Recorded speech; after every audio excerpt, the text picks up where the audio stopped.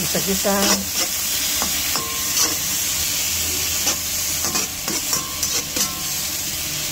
Lutuin maigi ang kamatis. Let's add the giniling. Then add the ampalaya.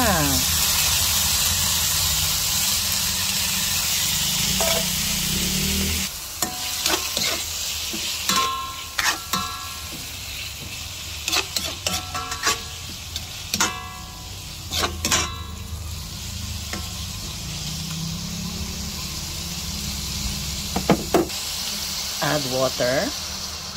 Konti lang ano. Yan. Simmer for 10 minutes. Yan. Lagyan na po natin yung itlog natin.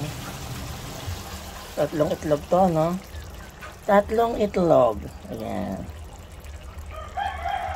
Diyan lang muna natin muluto yung egg bago natin haluin. Ayan.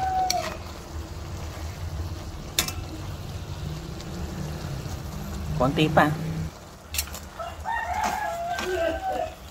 Ayan. Dahan-dahan lang halo, ano?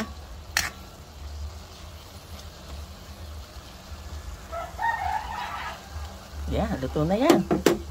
Let's tikim-tikim. There.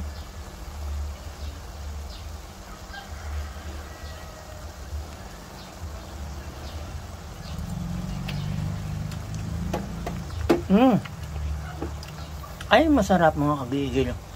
Sarap. Kain na tayo. Yan mga kagigil.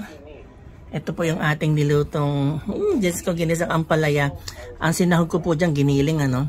Tapos meron tayong tilapia, fried tilapia para katerno. Meron tayong sinangag. At meron tayong yan, pickled cucumber. Yan. Kain na tayo mga kagigil. Oh!